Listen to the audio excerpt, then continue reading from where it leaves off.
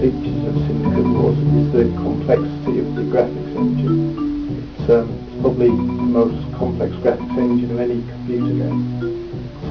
It's rendering 3DS, actual 3DS objects, texture mapping them, lighting them, doing shadow calculations, and that's a real complicated thing it has to do. And the difficult thing with the editor is getting it so that users who aren't particularly experienced with 3DS can actually design these maps. Within the next 2 months, we've really got to sort of crack down on the gameplay side. The gameplay is just going to be getting the user interface right, because it's quite a complicated game we're going to have to play. We're going to have to simplify it with the joypad on the PSX.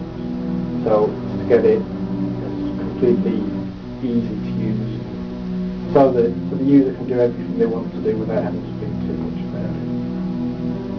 What we're hoping for in Syndicate Wars is to carry on the dark atmosphere that was brought about in the original game, to link themes and hopefully get a bit of continuity into the game. We're hoping that the design of the buildings and the textures that we're going to use for them will create such a big dark atmosphere.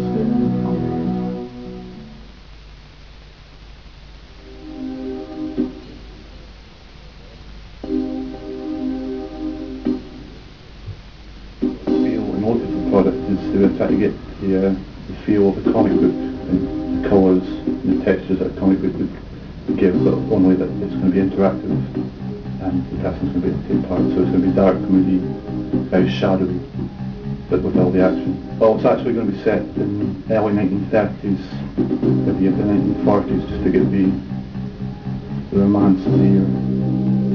We're hoping that it's going to look like it will look like you're watching Batman. As sort of, you'll see trains going by, people walking around. You get to interact with absolutely everything and bring everything to destruction. It's an action, beat 'em up, strategy, everything game.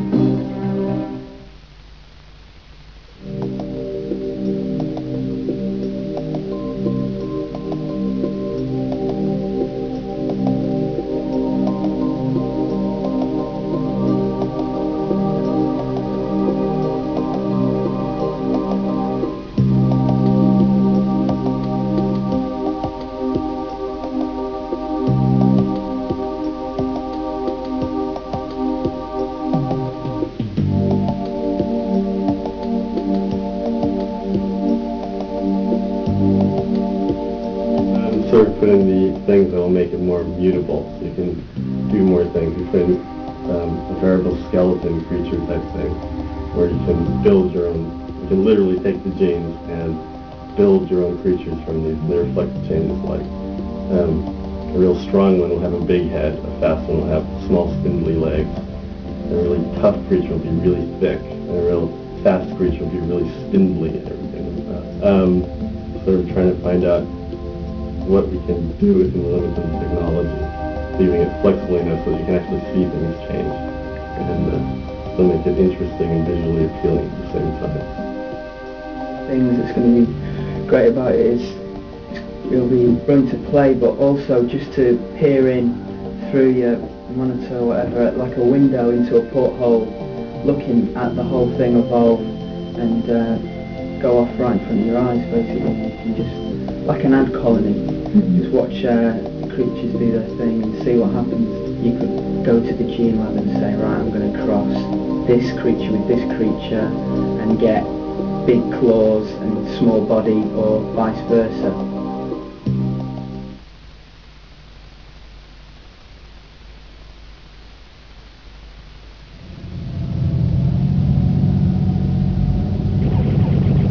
Basically, you have to start working on a game editor, which will allow us to actually build levels for the game. The structure of the game will be based around levels and chapters, or chapter headings. So what this editor will allow us to do is actually build individual chapters and levels to allow the player to actually play through a story. We've taken a new engine update which allows us to have solid three-dimensional objects in there.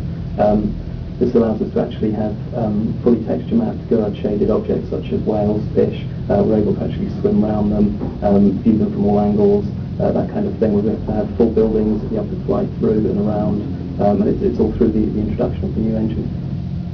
I would like the game to have a sort of slow, more of an atmospheric feel to it.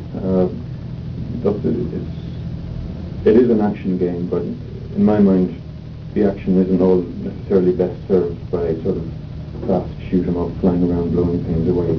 Trying to get across the feel that you're moving through like a viscous medium, like water. You're not in space. You're actually in, like swimming through. The more we can get it to feel like you're moving through jelly or something like that, the better. You really want to feel this as something out there.